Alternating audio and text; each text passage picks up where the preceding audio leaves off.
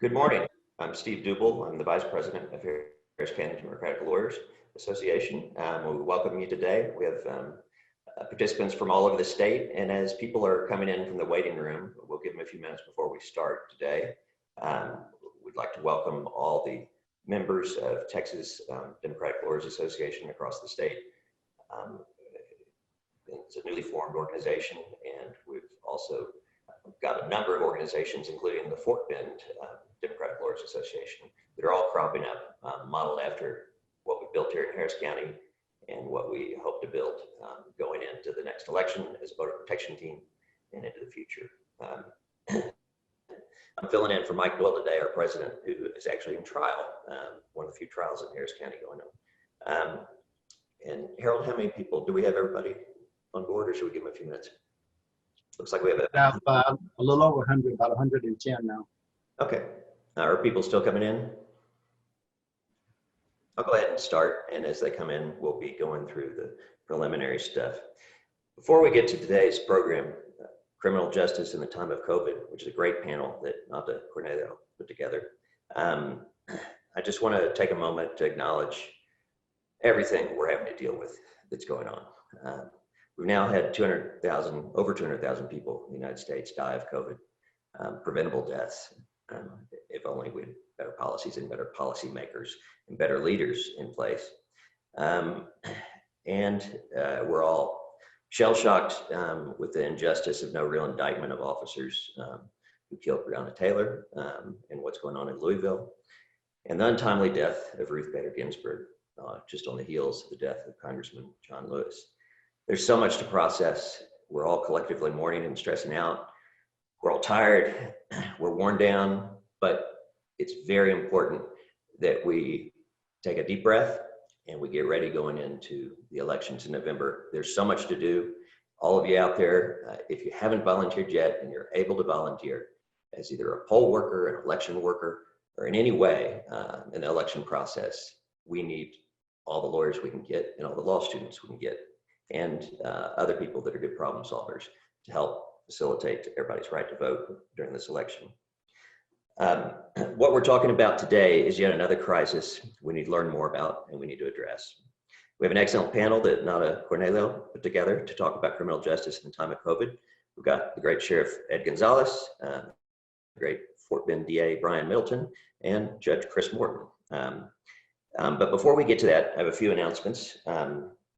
Gary Bledsoe was kind enough to send me an announcement about a U of H Zoom, I think it's Zoom webinar, going on September 24th at 3:30. It's titled Black, Brown, and Blue, a historical discussion of policing in Houston. Looks like a really good program. I will post information on that on both the Harris County Facebook page for Harris County Democratic Lawyers and the new page that has been created for Texas Democratic Lawyers Association. We have Ann Johnson joining us here today as our featured candidate. Ann is running for Houston's 134th. She's a Houston native. Her dad was a lawyer and state rep. Her mom was a district judge. She has been a lawyer since 2001. And I didn't know this better until I looked it up, but Ann worked for Representatives Mike Martin and Craig Island. She also worked for U.S. Congressman Jack Brooks in the House Judiciary Committee. And she worked in the Legislative Affairs Office of the White House of the Clinton administration. She's the former Chief Human Traffic Prosecutor at the Harris County District Attorney's Office, and she's currently a teacher and an attorney. Ann, welcome. Tell us about your race and tell us how we're going to take back the House in November. Steve, thank you so much. I am so honored to be here with all of you, and I am honored to be your Democratic nominee for Texas House District 134. And today, I'm merely a representation of a number of the great Democratic candidates who are running across the state in seats where we can flip. And when we flip 9 seats and take the Texas House, we can truly begin working on the issues that most of us care about. Saving lives through expanding Medicaid, covering those millions of Texans who are currently uninsured, fighting to ensure that pre-existing condition protections are put in place, especially at this moment of COVID-19 and the bubble and the increase of pre-existing conditions that we're going to see going forward. Addressing the issue of common sense gun reform, rebuilding our economy through engaging in our infrastructure on renewable energy, and then finally public education, really committing to our investment in our teachers and our students and ensuring our safety across the board. We know what this last decade has been like, and many studies have found it to be the lost decade of education and health. And so why is this election cycle so important? Because this is the election cycle for the next decade. Who you elect now will determine what your state house, your state senate, and your congressional lines will look like for a decade. And I actually just watched a videotape that my opponent put out suggesting that we didn't understand the process and that simply by taking the House doesn't mean that we can do anything because the Senate will be different. No, I totally get the process. If Republicans keep the House, they keep the Senate, they keep the governorship, and they keep total control over redistricting and will do what they've done to us for a decade, which is draw us out of existence. So I get it, you get it, and it is why there is such this great movement to flip the Texas House. I will tell you, our campaign is going really well. We have a great poll showing us leading 44-42, and that's before we get going. So we feel great about our chances here, and we feel equally great about the other Democratic candidates running statewide. Last night, I was on a Zoom with them in Beto, making hundreds of thousands of calls. So the work is being put in, and it is all towards creating this balance, giving Democrats a voice in this most important decade ahead of us in Texas. So Steve, thank you so much. I'm so grateful for the opportunity to visit with everybody. Thank you, Ian. And the other important thing, I'm not sure if you touched on or not, is how important it is for redistricting in this election. Absolutely. Briefly on that. Yes, it is the key to this election cycle. This is the election where Republicans want us to believe, as I said, that it doesn't matter what we do on election day, that they're just going to fix it. No, they will put their thumb on the scale. The only chance we have to combat them is to take 9 seats. And House District 134 is one of those seats that has to flip to ensure that Democrats have a shot at the House and a shot at this voice for the next decade on our state House, state Senate, and congressional lines. Thank you, and good luck. We look forward to you being my rep. Thank you. And now to make a few more announcements before I turn it over to Nata. On October 29th, Harris County Democratic Lawyers will be hosting our annual Clarence Darrow Award presentation. This year, our recipient is Gary Bledsoe, a longtime director of the NAACP in Texas. And it's going to be at the Hotel Zaza, but it's going to be more of a virtual event given the COVID conditions. We will have it outside on the patio, and there'll be a small number of people. We're going to live stream it, and we're going to offer CLE credit with it as well, ethics credit. And there'll be a couple of speeches, including one by Gary. So I hope you can join us for that. Also on October 3rd from 10 a.m. to noon, Harris County Democratic Lawyers Association is hosting a 2-hour free voter protection boot camp CLE. This is geared to Harris County lawyers working as election judges or workers. And we believe that this is where lawyers can make the most impact. If you can give up an entire day in Harris County to work on election day, we need you to volunteer as an election. Actually, it's not volunteer, you get paid. We need you to apply through the party, through Nicole and the Harris County Democratic Party, to be an election judge, an alternate judge, or an election worker. They're all paid positions. And it's very important that you go through the party on that, and we can get as many election judges in place where we need them as possible, where they can make the biggest difference. We're also looking for law students in that effort.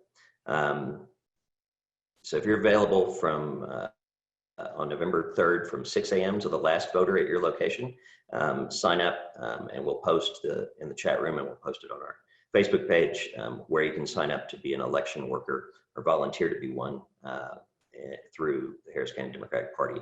The email address for more information is vopro@harrisdemocrats.com. And we're lucky to be joined today by Lynn Munford of the Texas Democratic Party. And she's going to tell us about the big statewide effort for poll watchers. And I want to quote to you something one of our board members posted on Facebook that I saw yesterday about the importance of being a poll watcher. William DeMond said that I've served twice. The first was uneventful. The second time, I was called to 2 locations, showed up to cause good trouble, and the problems, both of which were unreasonable, were immediately solved. It was a very rewarding experience. And now I'm going to turn it over to Lynn for a couple of minutes so she can fill us in on our statewide voter protection efforts, and specifically our efforts to get as many poll watchers in place as possible. Thank you. What an amazing lead in. Good trouble, right? Good trouble is we're fortunate if we're able to carry it out and carry out the mission. It's unfortunate that we have to look forward to it. That being said, we are recruiting for voter protection volunteers. Specifically, we could use people with your expertise, attorneys. You likely would even be serving in our boiler room just because your level of expertise. However, we still need you to serve in capacity as poll watchers, poll observers, just to make sure, just in case something's going on, we have someone who's knowledgeable and informed and can help those voters before they leave that precinct and cast their vote. Specifically, we want you to sign up. We need as many of you to sign up as possible to cover this. It's a statewide effort. I'm over the Harris County area. I work hand in hand with Nicole. We've been working closely on recruiting people to cover these areas. So it is very much a joint effort. We're all showing up to make sure to do it. We anticipate that there will be all kinds of shenanigans. I'd much rather us be over-prepared than under-prepared and have enough people there to make sure that everyone is there is able to cast their vote that day. That being said, I'm going to leave our information. I have my personal contact information in regard, and I'll leave it in the chat, as well as the link for you all to sign up to serve as poll observers, poll watchers for that day. Thank you so much for giving me this time to speak. I hope you all have a great meeting. Thank you, Lynn, and keep up the great work. Now, I'd like to turn to Nata Corneo. Nata is running for the 351st District Court Judge. She's a graduate of the University of Chicago School of Law. Bilingual Mexican-American attorney with over 13 years experience. She was a federal public defender in Houston. She was the former director of the criminal justice reform at the Texas Civil Rights Project. She is currently the director of legal affairs for Harris County Precinct 1, that's Rodney Ellis's precinct. She helped settle in that role, she helped settle Harris County's misdemeanor bail reform lawsuit. She's represented hundreds of parents forcibly separated from their children at the U.S.-Mexico border during the administration's family separation policy. And as I said before, she's running for judge in Harris County. She is running for one of 38 criminal seats where embarrassingly, none of our current criminal courts in Harris County do we have a judge who's a Latina, despite the fact that we have something like 43% Latina population in Harris County. So we're going to change that, and we're going to elect Nata in November. Nata, are you with us? I am. Hi, everybody. Welcome. Thank you. You could introduce our great panel. Thank you for putting it together today. It's going to be a great program, and we're looking forward to it. Thank you, Nata. I agree. I'm really excited. Thank you, Stephen, for that introduction. Thank you. I know everyone is grateful for HCDLA and all the work that HCDLA does to bring us CLEs and informative panels, including this one. I'm really excited. I'm going to introduce, and hopefully you all can turn on your video as I introduce you, starting with our sheriff. If you're in Harris County and you're watching, our sheriff, Ed Gonzalez. Native Houstonian. He'll be coming on. There he is. Hi, Sheriff. How are you? Thank you for being here. Proud to introduce you today. You are now our sheriff, but you are born and raised in Houston. Our sheriff went to college and then became a police officer with the Houston Police Department, rose the ranks, became a homicide detective, got his master's somewhere to become a policy genius, went to city council, served 3 terms there, District H, that's my district. Was Mayor Pro-Tem, was elected Vice Mayor Pro-Tem, and now in 2016 was elected to represent the largest county in Texas as our sheriff, over 5,000 employees, and responsible for managing the Harris County Jail, which is a huge project. So thank you for your service, Sheriff, and that is our first esteemed panelist.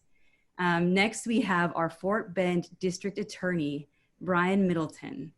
And he was elected in 2018. There he is. Hi, Brian. How are you? DA Middleton, born in Houston, graduate of Lamar High School in 1990, received a bachelor at U of H, and then went to Thurgood Marshall School of Law, graduated with honors in 1997, had an incredible career starting as a law student, clerked at the First Court of Appeals, clerked for a federal judge, Botley, worked for a federal judge, Botley, was at the Harris County DA's office, and then joined the Attorney General's office, did habeas work, was involved with federal litigation by inmates, has been an assistant attorney at the Fort Bend County District Attorney's Office, had his own practice private law, was employed as a judge for the city of Jacinto City, adjunct professor at Thurgood Marshall School of Law, and is now our first Black district attorney in Fort Bend County, first Democrat in a long time. So thank you. It's so good to have you on this panel, DA Middleton.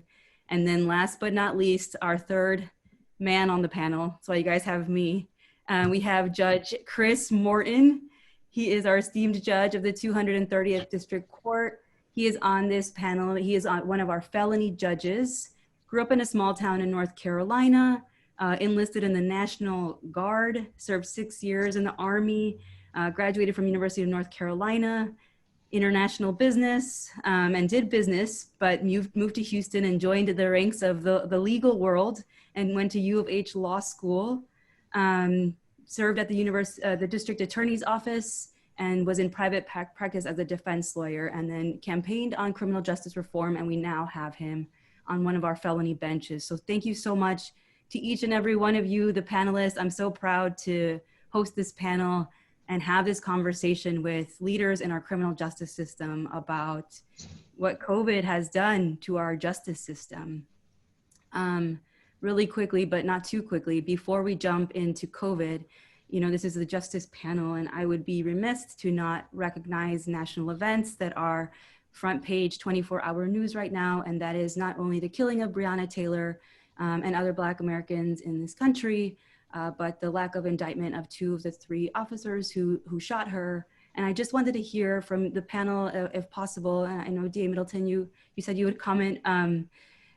Why is this important as a justice leader? And why is this national news? Why is this local news? Why is this issue important to our community? It's important to our community because of the history of policing in America and the current events. You know, when we saw the Rodney King incident, you know, a lot of people were disturbed because they perceived African Americans celebrating as a disgrace, but that was a feeling of finally there was some justice served. And in this case, I know a lot of African Americans feel like, okay, we've been let down again because justice was not served. My personal opinion is, you know, from what I've seen on TV, I was disappointed, but you know, as a district attorney, I don't know. I know from experience that these cases are very complicated and nuanced. I'm not exactly sure what the law is in that state. And I don't know if the outcome that we've been told about was justified or not, because I don't know all the details and the specifics. But I just know as a general concept, we have been told or described an event where Breonna Taylor was killed in a manner that would seem to suggest that it was criminal, but I don't know. It's just a very sad situation and contributes to the hopelessness that a lot of African Americans feel when it comes to the criminal justice system. Thank you so much, DA Middleton. You know, I appreciate that. I think, you know, even when we're going to start talking about COVID and its impact on our justice system and these guys' perspectives, but racial justice is there too. You know, we've seen the reports that our Black and brown communities are disproportionately hit by COVID, and that's certainly going to be relevant to our discussion today. So with that, I'm going to switch over to the promised topic of conversation, which is COVID and our justice system. And I just want to frame this conversation starting with, you know, we know COVID is a deadly disease, and the best protection against this has been social distancing, avoiding the gatherings of people, open spaces, masks, sanitation. You know, public health officials have been firmly behind this, and one space in which that has not been possible and where a risk of an outbreak is present is in our jails and our prisons. And so I wanted to turn to the panel and just have a conversation about this crisis that we're facing. We have this health risk, not just to the people in jail, but to our staff and the community that the staff engage with.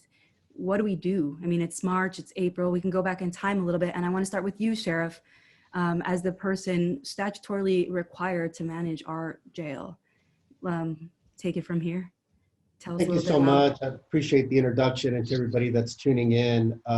COVID's obviously been an unprecedented event for us as an agency, as well as for our nation. And I quickly could see that COVID was going to be a very difficult situation to manage in any jail and prison system. Just having done my research as a sheriff, I knew that prisons and jails alike are just great locations for the spread of disease.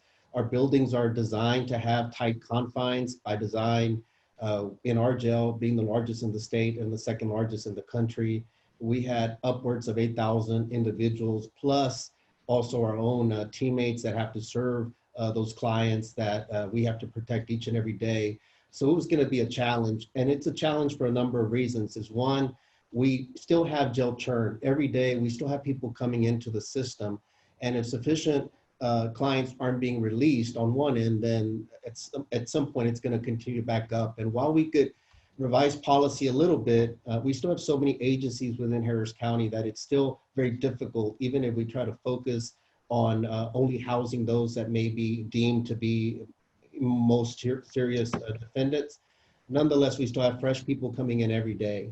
And so testing was a challenge in the beginning. Getting PPE equipment was a challenge because everybody, the marketplace was all struggling to ramp up. We didn't have a lot of guidance, obviously, at the federal level that was downplaying it. So it was really a tough scenario. I quickly sounded the alarm that we really needed to try to focus on a sensible, pragmatic approach. And I advocated for the smart release of a very small population, which would be the most vulnerable. We know that those that tend to come into our criminal justice system, many times their health is less than the average population. They come in with a lot of underlying illness. Plus, again, in tight quarters, it's very difficult for us to adequately social distance when we have dorm type cell blocks and those type of situations. So try to advocate. We try to advance it as much as we could. There was a lot of different movement. I know Judge Morton, that's a panelist, has also been a champion to try to assist. Sometimes in some quarters, we got more help than others. We never got to a point of any type of mass releases. And I just want to point out, because there's a lot of misinformation out there, what we were advocating for was simply working with all key stakeholders so we could make the best informed decisions that we wouldn't put the public at risk. We made sure that we committed resources so that we could make a smooth transition when somebody was released, to be able to connect them to family members, that we could test them upon release, or that we could make sure that we were connecting them to some type of social service provider so that perhaps they wouldn't go out into the streets of greater Houston. We know that over 30% of our population self-identifies as being homeless, for example. And for me, following science and following data is critically important. It allows me to make informed decisions for our constituents, for my teammates and our operation. With that in mind, even prior to COVID, I think I was the first police executive or sheriff in the country to create a public dashboard that's available 24/7 every day. I think you could probably load it up and show it to your members, but that's available every day to everyone. You could see what I can see. I could see the top left corner there. Average population today is 8,400 individuals. You could go in further, for example, and see how many individuals we currently have that are on psychotropic medication.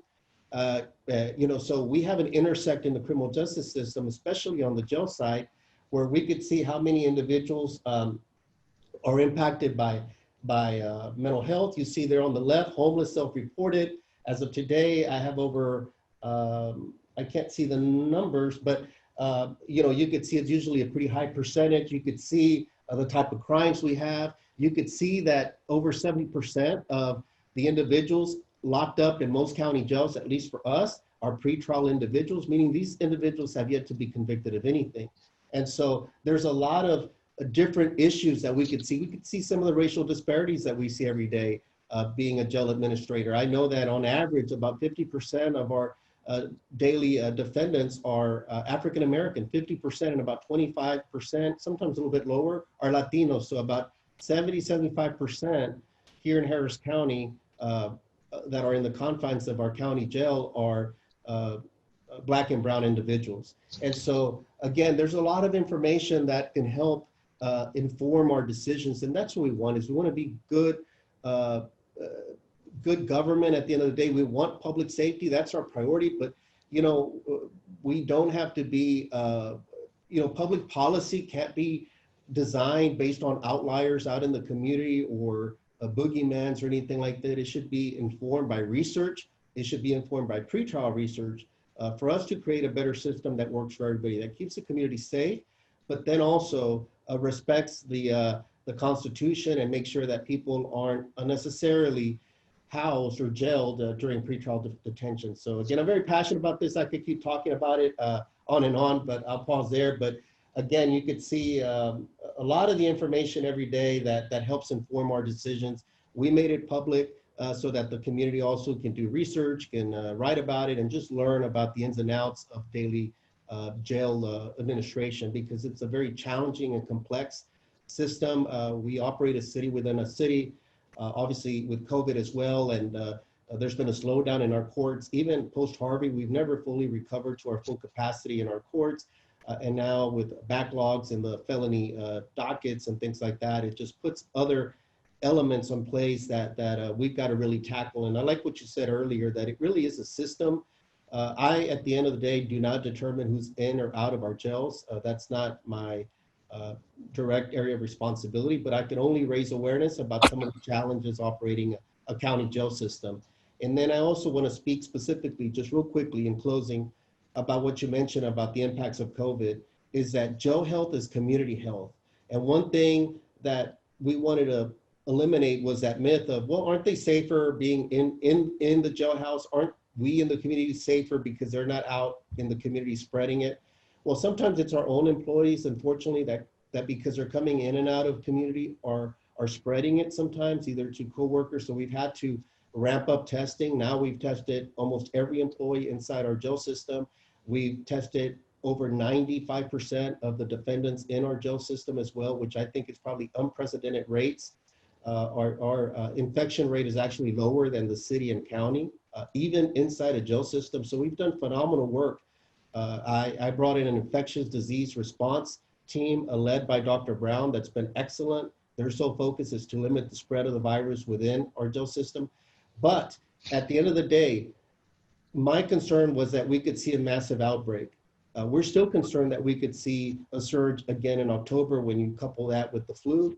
And what happens then is I have limited capacity within my medical clinic here to be able to help the most acute cases. Those could eventually go out and take public hospital beds that could be for the general public. And so at some point is if we don't manage the medical status inside the jail, it's only going to trickle out into the community and take beds that perhaps could be used for the general population and their loved ones that may also become sick from an outbreak. Thank you. Thank you so much, Sheriff. And we are going to be posting a link to I think Harold Mullins just posted it with everybody. So you can look at that public dashboard at your convenience. But thank you, Sheriff, for your transparency, including about racial disparities in the system. I love the dashboard. I think it's a great resource for my own information. Just a quick follow-up, and then I want to turn to D.A. Middleton to ask sort of what you've been able to do. But you mentioned that it wasn't a massive decrease. I know that there were some jurisdictions that were trying to have their jail population to really account for the distancing requirements. What was the difference in population that you were able to make during the peak of this crisis? Yeah, well, with all the efforts, and I got to commend Judge Hidalgo as well, that was doing everything she could within her power as the county judge. Obviously, there were competing orders being put around by locally here by some, and then obviously at the state level as well. I was looking closely at seeing if there was a smart way for me to amplify some of our good time credit, for example, with folks that were about to get out. You know, I was limited in that regard and being able to do that. You know, again, I'm trying to advocate as much as I can. I'm a firm believer that our criminal justice system can be more effective, that there's definitely many opportunities for us to do that. And I think at the end of the day, that should be a shared interest. It shouldn't be a partisan issue. It's about smart government, being more cost effective, actually trying to reduce crime in our communities. But we never saw a significant drop. What happened is we would see trickles, we would see maybe some releases, but what I mentioned earlier is the daily churn. It's still, as long as they're coming in, we might release some, but if more are still coming in, we never could really get traction.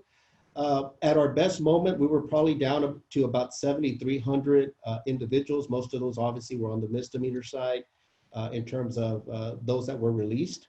But we were looking at candidates, even on the felony side. We would provide daily lists to our judges and others.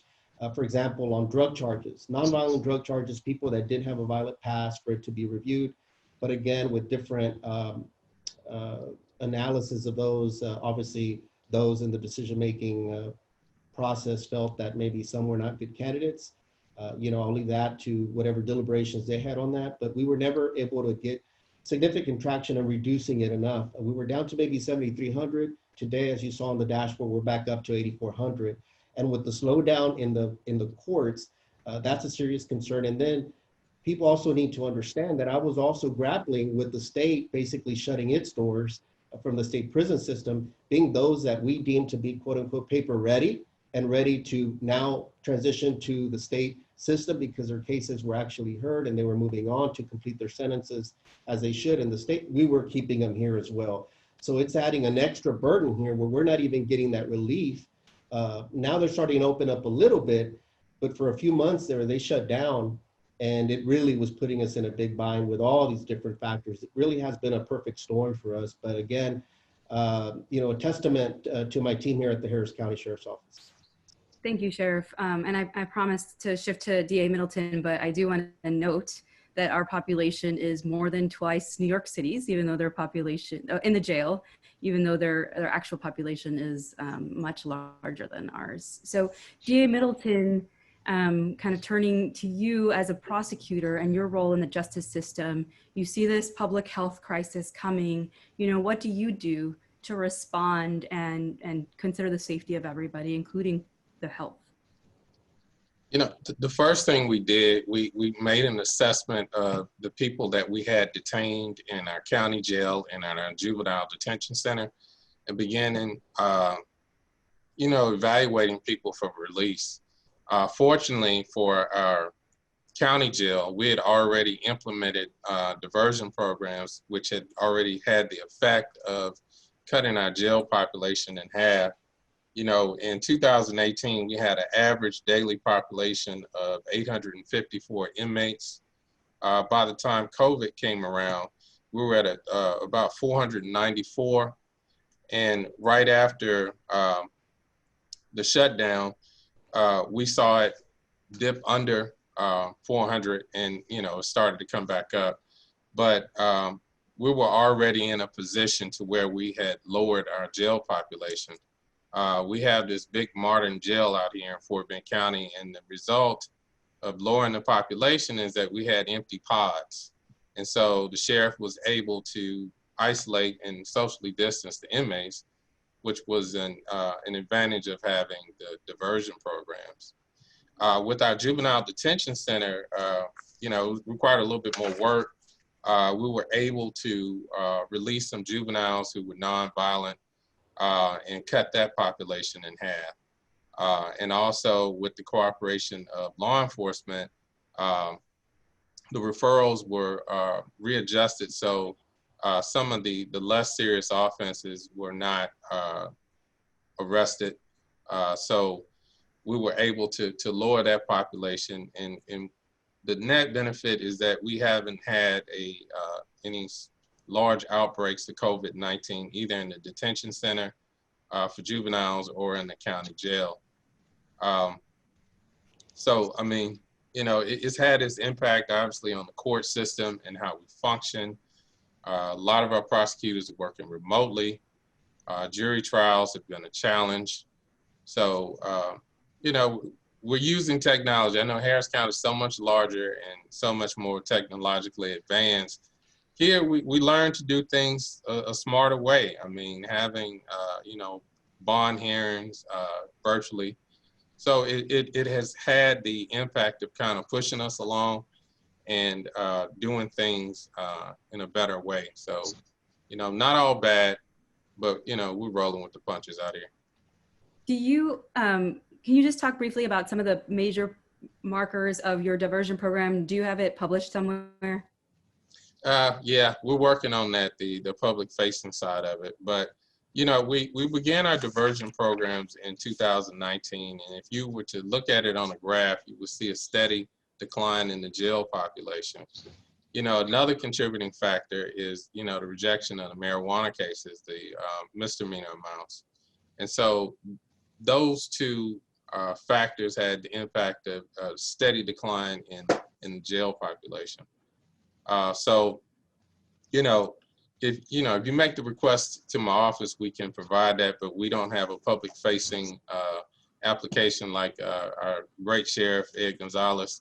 We're working on it though. I can tell you, we have a partnership with NYU, and we're in a data science project right now trying to create some of those tools.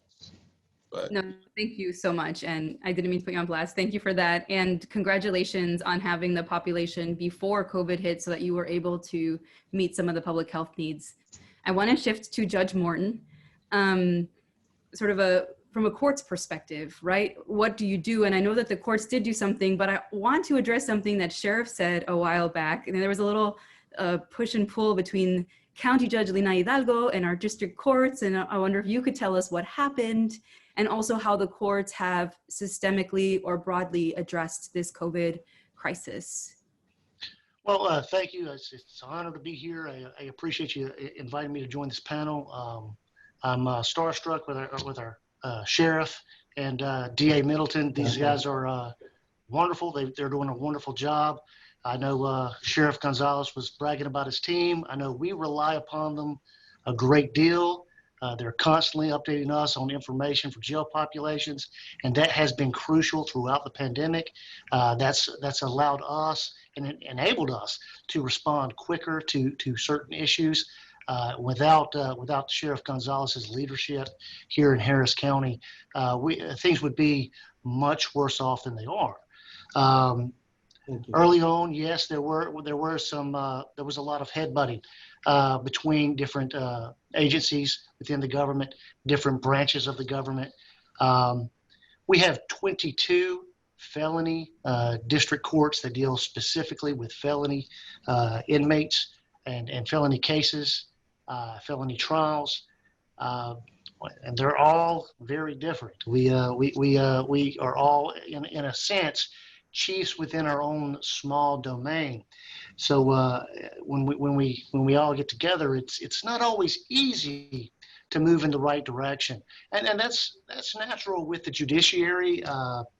I think there's an old saying that the judiciary is always where our community last was, not where they're going.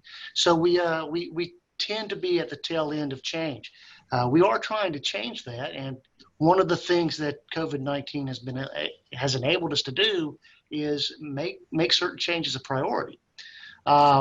With Judge Hidalgo's initial order, there was a question about whether someone within the executive could release inmates upon their own order, and our administrative judge made a call. We all spoke about it, but ultimately he was the person that made the call on challenging that order. Judge Hidalgo was very responsive to all the concerns that the judiciary had with that, and she graciously allowed us to work directly with Sheriff Gonzalez and DA Ogg to find methods to control release and to specify who and how we could release. one of the things we moved early on was something that I know you're familiar with, Nada, is general order bonds, something that had already been initiated with misdemeanor cases. We were able to use a lot of the information that Sheriff Gonzalez's team gave us to identify nonviolent offenders and nonviolent offenses that we could at least when they were coming into the system, move them out even quicker to help him with his churn, for lack of a better word. That's something we put in place for quite a few nonviolent offenses. We are trying to do that for even more. There are certain statutory constraints we have on some nonviolent offenses, but we are also looking at revisiting magistrate's orders on those very rapidly as soon as they are in our courts on docket. Those are things we're doing very quickly to find non-monetary conditions for release, personal recognizance bonds, any kind of conditions that we need for the protection of the community that do not involve physical constraint. Those are some of the challenges we had. Those are the things that have become priority. Great for me. That's one of the things that I've tried to push through within my own court and with my colleagues. I wish that there had been a different thing that made it a priority for other judges, but COVID-19 has certainly helped us get some of those changes in place. Thank you so much. And I want to actually shift and talk a little bit about, some of the challenges that you all face in your discrete roles as we want to, make sure that our system is fair and just, to date, according to the Marshall Project, and they have updated data on the COVID in the jail populations as well as deaths. So they've reported over 1,000 deaths in our jails and prisons related to COVID, over 100,000 cases. And of course, nationwide, we know we have over 200,000 deaths. So we have the sheriff identifying medically vulnerable, nonviolent people in jail pre-trial, or maybe, who could get out with early credit. We have the judges working to do general order bonds. We have the DA implementing diversion programs, but the jail population doesn't always move the way that we needed to. So I know one thing that came up is another emergency order, not Judge Hidalgo's, but actually Governor Greg Abbott's. And while we're doing these identifications of folks who might be good candidates for release, maybe we're being too stingy with PR bonds, it's kind of a crisis, we suddenly have a restriction that no one can get a PR bond, not only if they're charged with a violent crime, but if they've ever been convicted of a violent crime. Of course, violence is not defined. So, I think that's an example of something that makes the work that everyone's doing challenging. And I know you, Judge Morton, actually had the question before you after it was civil litigated and not ruled on. And I'd love for you to tell us about what you can about that case, about your ruling, your understanding of the legal implications there. Yes, I believe you're talking about Governor Abbott's Executive Order 13. Yes, that when that came down, I believe it was in late March, early April. It did limit it. It specified that we could not give personal recognizance bonds on certain offenses or people who had ever been convicted of certain things. But it went further than that. It also extended certain deadlines, and he was using the broad powers given him by the legislature as far as when an emergency is created. In some ways, his order was a little overreaching. I faced that in two different cases, one of which is still pending, so I can't go into any of the details of that. But I can say that it dealt broadly with whether or not we could do PR bonds, which to enforce that order, a district attorney would have to bring charges on whatever magistrate gave the PR bonds. That issue didn't come to me specifically because our district attorney has never sought to charge any judge or magistrate who was awarding personal recognizance bonds to those who could not afford a monetary bond. But the issues as to whether or not people could be released once they'd served their time, in addition to their good time, that came to me in a post-conviction writ, and whether or not the district attorney's office could extend a person in custody's time to get an indictment made. There are certain procedural rules that the governor has every right to extend, but where a substantive right of someone who's accused or even of the state, those kind of things cannot be I guess, done away with just by order of the governor. The legislature itself would have to make changes to get rid of those statutory rights. So within 90 days, a person who's in custody must be indicted, or they are given a bond that they can make. Generally speaking, we're talking about indigent defendants who have not been able to make bond within that 90 days, and they are generally awarded a personal recognizance bond because the fact that they are still in custody shows that they do not have the financial means to make the bond. I found that specific deadline could not be extended by the governor's order. And then in the post-conviction writ, that case is completed. The order actually put Sheriff Gonzalez, tied his hands about who he could release and who he couldn't, and finding that that if the sheriff has awarded time credits to an inmate and they have reached their end date based upon that, then the sheriff could then go ahead and release that. So my order finding that aspect of the general order unconstitutional was enabled Sheriff Gonzalez to release some additional people. Excellent. So I know we only have a couple of minutes before we're supposed to turn to questions. There's so much to talk about. I wanted to ask both DA Middleton and Sheriff Gonzalez, what are the outstanding challenges? Maybe DA, you can speak to the fact that we haven't had a jury trial, or there's, I'm sure, plenty of other challenges left. Or also, what do we do next? What do we do going forward? What do we do next time? We had a flood in 2017. We had this pandemic now.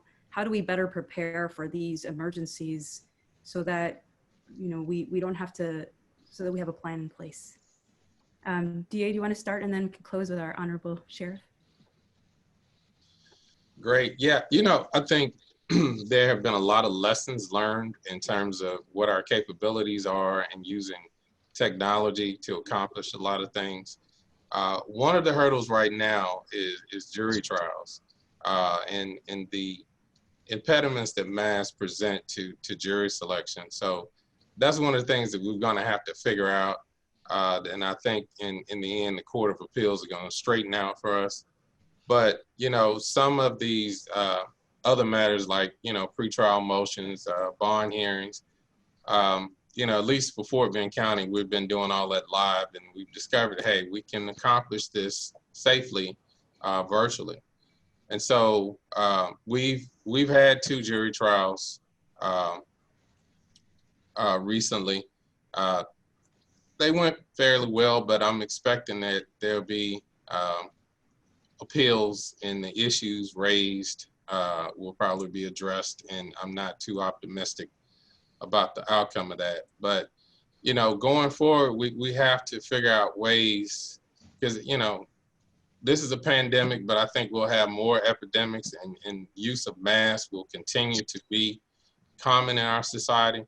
So we have to figure out ways to, accommodate that. We also, I think one of the things I think they've learned in my community is that releasing people on pretrial bonds did not increase the crime rate. And so we've discovered that, hey, you can safely release nonviolent offenders without increasing your crime rate. So a lot of lessons learned, a lot of benefits. I think what we've done so far with PPE is put us closer to being able to safely navigate the next epidemic. Thank you so much, and for your leadership. And I want to, before we get questions, I want to close with you, Sheriff. I mean, you were over the jail in 2017 when we were having court in jails. So what have you learned? What can you teach us?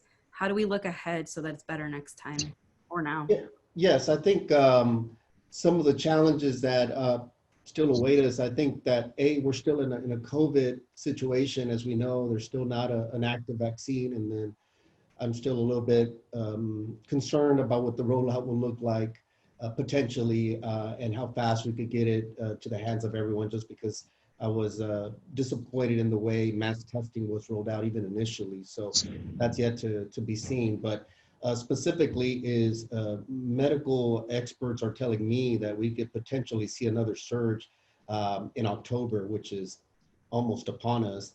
And then coupled with the flu, it could be very trying on us. And again, back to how quickly any kind of disease can spread within the jail setting. Not only then do we have COVID, but then we have the concern for flu. So we're already planning proactively, trying to make that vaccine available to both our staff members, our teammates, as well as those clients under our care. So that's going to be something that we're keeping an eye on and staying proactive about. Now that things have somewhat at least settle off, we're in a stable position at the moment, is trying to see how we could safely perhaps introduce maybe some in-person visitation. It's a challenge for us, again, because with a population of 8,500 people on average right now, you're talking about a lot of potential visitors. And so we want to protect the general public as well as our clients, as well as our teammates as well. So all those are still concerns for us with a backlog in felony cases of upwards of 35,000 cases right now. It's more of a backlog again. And so very concerned with that. And we're still in hurricane season. So all those things are things that kind of concern me deeply. With that said, again, we'll continue to navigate whatever scenario comes our way. We try to game plan as much as we can. We have an infectious disease response team that I have in place that's phenomenal. We're taking extra measures beyond just the checking for temperatures. We're also doing a rapid testing at the front end. So defendants that come into our system now, we're able to test much quicker, identify if they're contagious or carriers, and then better be able to respond with a medical intervention as needed. And so, we've got a good handle on things for the moment, but this is still unprecedented, and we never know what's going to come our way. But we'll be ready for any challenge. And thank you for the opportunity and everybody that's tuning in today. Yeah, thank you all. I think we're going to turn to the audience for questions. I know, Steve, you are navigating that part. Yes, there are a couple questions. The first one is for Judge Morton. Judge, how do you push back against bondsmen who want monetary conditions only? Well, we don't really have to push back against them if we're giving personal recognizance bonds. The pushback from bondsmen would be either to go to the legislature to try to get them to change the law regarding personal bond, but they don't really come see us unless they have a monetary bond already. It's the state is the one who's generally going to be asking for bond conditions. I think the onus is on the judge to ask for the I guess why monetary conditions are required, and if there is no indication that someone is not going to show up for court, or that they're not going to follow the orders given by the judge, then monetary concerns should not play a part. The point of bail bonds, and this is a Texas constitutional thing, is for them to show back up, and then statutorily that they listen to what the judge has to say about what they can and cannot do while they're on bond. There's no monetary amount that can enforce those kind of things. Now, if they have a history of continually bond forfeiting on case after case after case in their history, well, then that raises the concern about whether or not their word is surety enough. As DA Middleton pointed out, most of these people can safely be released on nonviolent cases and return to court of their own volition. And we're finding that to work. And We have not had any pushback directly to us judges from bondsmen, but I'm sure that that folks in Austin may hear about it. We have a follow-up question on that one, Nata. And that's in what this person's saying, in one county I know of, commissioners are pressured to defund the personal recognizance bond department. Can you comment on that, or Nata, do you want to direct that question? I think all of these guys are off the hook because they don't actually get to make that call. And I don't know, so I do want to just touch base a little bit on the question that Judge Morton received, because we were again looking at the data, and just a snapshot, we saw that approximately 1,000 of the defendants inside the jail a couple months back, for example, had a bond that was $10,000 or less, meaning that it had already been vetted, the bond had been established, the bond amount had been established, and if that person simply had about $1,000, they would be free. And but because that person doesn't, then they're locked up. And so where's the public safety threat that sometimes some may be may raise concerns about? If that person simply could bond out, or if a bondsman would pay it, that person would be free anyway. And so what's the sense in just incarcerating people? How does that keep us safer?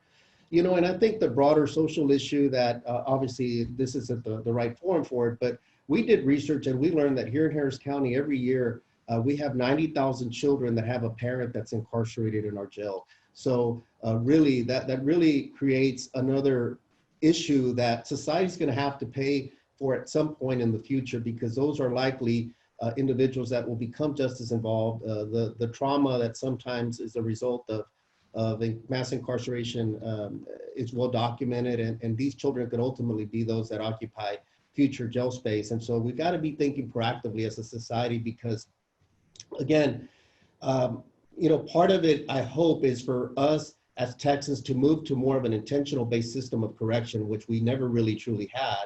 It's always based on money. It's historically been based on money, and courts here in Texas, as well as other parts of the country, already ruling that a system based solely on cash is unconstitutional. And so we have to follow the law. We have to follow pretrial research. And so we have to become more focused on doing the proper risk assessment. Nobody wants chronic offenders to be getting out, but you know, state laws also have to change, though, to give more, perhaps a wider net on who can be held without detention, but not solely based on money. It should be based on risk. You know, and so again, these are all complex public policy decisions that require pragmatic leaders thinking on the best interest of all Texans, not just you know, for you know, to make headlines and claiming that we're all tough on crime. It's easy to say that, but you know, we got to look at research and what's out there. And as DA Middleton says, looking at other jurisdictions that have explored some level of PR bonds and seeing how it could be done safely, and it doesn't always equate to higher crime. And I appreciate what you touched on, and that's the ripple effect of holding people up in jail when they don't need to be there. And how does that affect their families, and how does that affect the communities and their neighbors? And we have a thank you, Sheriff, from one of the viewers who says, thank you for setting up the Zoom interviews for inmates. If we learned anything over the pandemic, that the way we've been doing business, even with just a couple of years ago, getting dressed up, fighting traffic, clients missing work, and going down to the courthouse every day is not a necessary part of our lives. What plans do you have for teleconferencing as an integral part of your procedures? Well, for us at the Sheriff's Office right now, we're looking to ramp up a lot of our technological capacity. I'm a big proponent for the use of technology. Again, as was mentioned, our whole lives have changed, both professionally and personally. A lot of people are now doing things via Zoom and other platforms. And so we want to make sure we keep up. One of the challenges that we have is obviously our buildings were never designed, so to speak. They're somewhat archaic. And so sometimes the connectivity is an issue, but we've got a great team in place to try to help. Any judge here now in Harris County has the ability to hold virtual sessions or anything like that. So we're looking to ramp that up and continue to create more virtual opportunities. We think it's a force multiplier, and again, the convenience factor is there. We want to make sure that we're serving the defense attorneys and everybody involved in the system. They're all important stakeholders. And so always open to suggestions. If there's something that you've seen in other jurisdictions or something we're not doing here, obviously we could try to provide the connectivity. Our county also has a technology group that helps with that in the court. So we have to work collaboratively, but I'm always open to it. Thank you. And we've got follow-up to that. They want to hear what's going on in Fort Bend in that regard with technology and how you can use Zoom to be more efficient and not waste as much people's time. And if the judge and the DA of Middleton could comment on that and what y'all are doing out there, we appreciate it. Well, yeah, that's,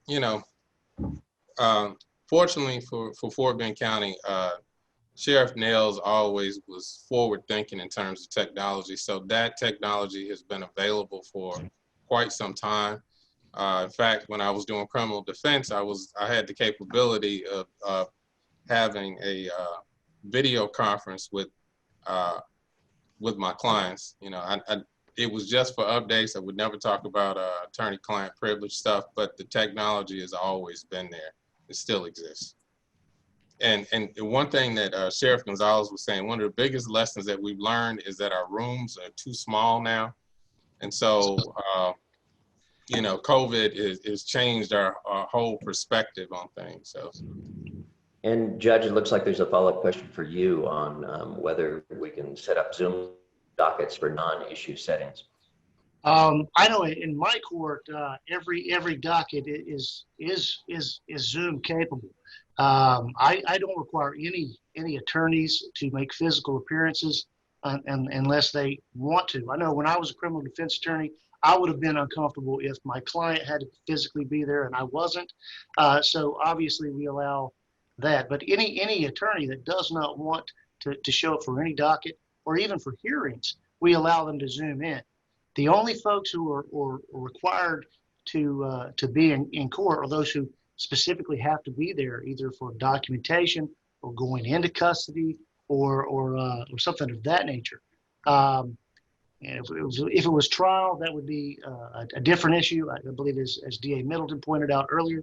But for most of our hearings, all of our bond dockets, everyone can come in via Zoom unless they have documents that need to physically be signed or processed. And it looks like there's also a question. Zoom for all Harris County SO jails, and sorry for my ignorance. Sheriff Office, Okay. HC. Okay. I think the sheriff answered that. You covered that. But I think I want to be mindful of the time and respectful of our panelists' time. They're very busy, very important people, and would love for you guys to just make closing comments to the audience. And thank you so much for your time and your insight and wisdom. I really appreciate you, and I know the panelists, the audience does too. Thank you. Starting with Judge Morton. Yeah, thank you all for being here. One of the things that I hope you'll walk away from this is something that Sheriff Gonzalez mentioned, is there are a lot of external costs that go along with the criminal justice system. The more money we have our commissioner's court invest up front in pretrial services and things of that nature, the lower those external costs to the family, to our community will become. So when people challenge you on how much it's going to cost, let them know that the costs we are looking to get rid of are those costs on the back end that are hard to calculate. Thank you so much. DA Middleton, thank you for being here. Oh, yeah, thank you. Thank you for allowing me to participate in this. I'm looking at the comments. I see a lot of my friends in Harris. I'm going to look into your issue. I don't recall ever having to pay for securest access, but I'll look into it. But we all have to work together. We all have different ideas and we all have different suggestions. We need to work together to try to solve this new reality. But I'm very optimistic because I think everybody wants everyone to be safe and looking out for other people's well-being. So I think it's a new mindset. that can have all sort of benefits, you know, external benefits. And I just have to say something about Sheriff Gonzalez. It was refreshing to hear a man in uniform to express so much humanity about people who've been accused of a crime. You know, in America, you know, we have all these tenets, you know, presumption of innocence, and all these double standards that we have yet to live up to. But I just got to say, I was very impressed by his acknowledgement that you have all these external collateral consequences that come that should be taken into account because we have to pay for them as a society. So thank you, Sheriff. Thank you so much for that shout out and all the best to you. I'm a big fan of yours and appreciate Judge Morton and all his leadership as well. And not that I've told you before, I think you're a rock star, and thank you HCDLA for convening this group and everybody that I know has been tuning in and wish we could connect personally. But just want to say that I appreciate everyone's hard work and commitment during such a difficult and challenging time in our country. I know that we often say that these are unprecedented times, and in many ways they are, but in many ways they're not. Our country has faced challenging times in the past of different proportions, and we've always been able to come ahead. I'm always an optimistic person that sees the glass being half full. And I believe and I know that we'll come out better from this. With that said, there's tremendous challenges, and we have to make sure that we always represent the very best, that we never lose that compassion. It's important for us to hold people accountable. We could be firm when it comes to crime, but we don't have to lose our humanity.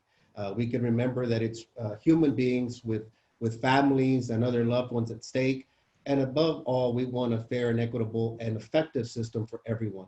At the end of the day, that's something that we could all hope for, you know, because today somebody stands accused, tomorrow it could be one of our loved ones or ourselves being accused. And we want a system that we can all trust and believe in. And I thank you all for your professionalism, your legal work, everything. I hope that you and your families stay safe during this pandemic. And I hope that we can convene further discussions, because I know that the criminal justice system is a complex one. There's always a lot of different changes, a lot of misinformation and information that needs to get out. So I think the best way for us to do it is to engage with real talk. And also we have important elections. So I encourage everyone to please get involved. Don't stand in the sidelines. Do not give up your power on who our elected representatives will be to somebody else. So go out and vote. Make sure that people that are under your employment, for example, your supervision, that they have an opportunity to go out and vote, and your own personal networks as well. So thank you so much for the opportunity. I really enjoyed the conversation. Thank you all. And I'll tag out as well and pass it back to Steve and Mike, who's not here, who's in trial. But thanks to the panelists again. I'm Natalia Nata Cornelio. It was a pleasure to host this panel, to moderate it, to bring this discussion to you, audience. And thank you to all of you for your commitment to equity and justice. Yes, really important. You, Sheriff Gonzalez, DA Middleton, and Judge Morton. And let's go elect some more progressive leaders like these great leaders, including Nata, who's running for judge. We need to get her elected, including Ann Johnson. Let's vote Democrat up and down the ballot. And let's all get out there and do what we can to make sure everybody who wants to vote can vote and nobody's disenfranchised. The stuff's in our chat. We'll post it on our things. There's all sorts of opportunities of how you can help, whether it's a few hours during the election process or longer. Thank you. We'll see you next time.